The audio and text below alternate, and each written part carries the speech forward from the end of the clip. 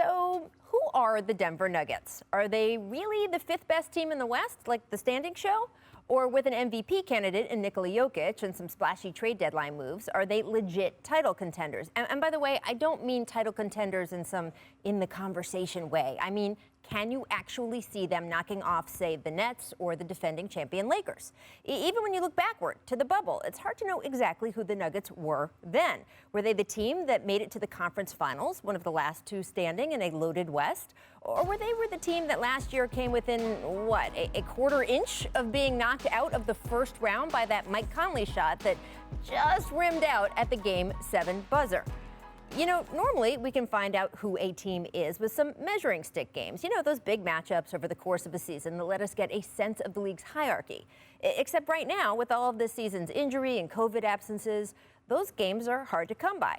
Take last night when the Nuggets welcomed the Sixers to town. And yeah, Philadelphia sits atop the East standings. And in theory, this should have been a game for Denver to really see what it was made of.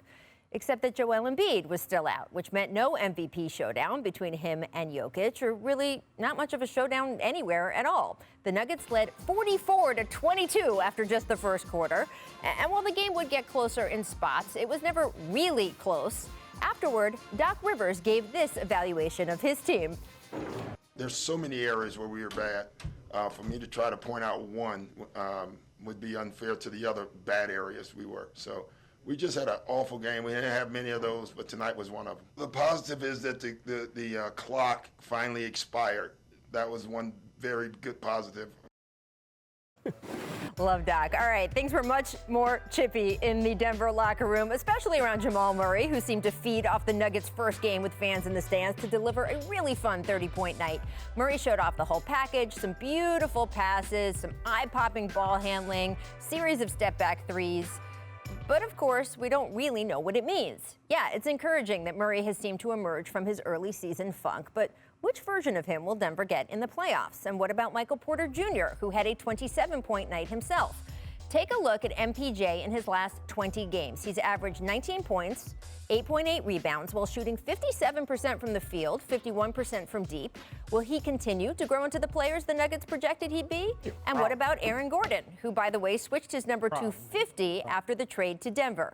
In honor of the 50s he thought he should have received for his 2 second-place finishes I love it. in the All-Star Dunk Contest. That is next-level petty, Aaron, and we here at The Jump, love it. we applaud you. Bear down. Gordon hasn't played enough with the Nuggets yet to know what he can truly be with that team. The assumption is he'll particularly help defensively, as will JaVale McGee, although the Nuggets are still the worst in the league when it comes to defending the rim, which could certainly be a problem come this postseason.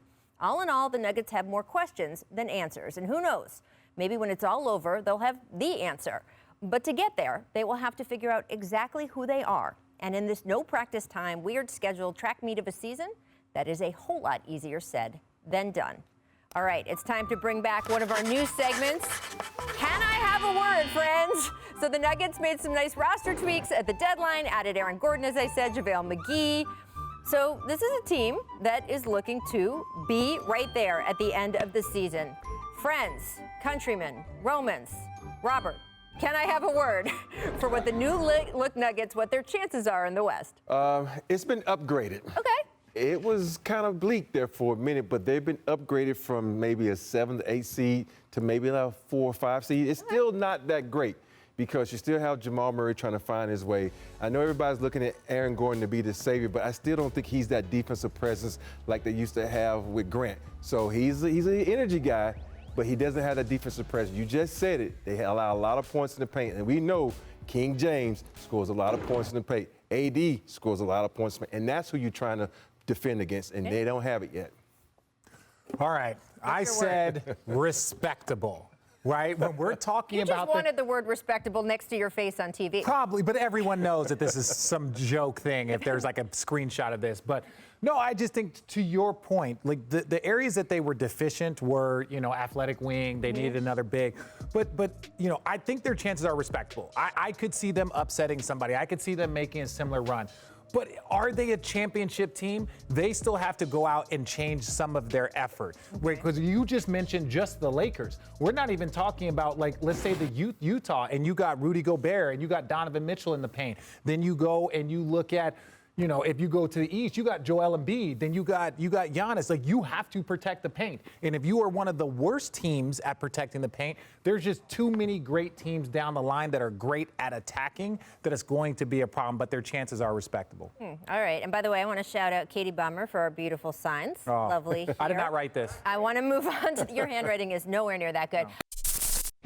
Thanks for watching ESPN on YouTube. For live streaming sports and premium content, subscribe to ESPN+.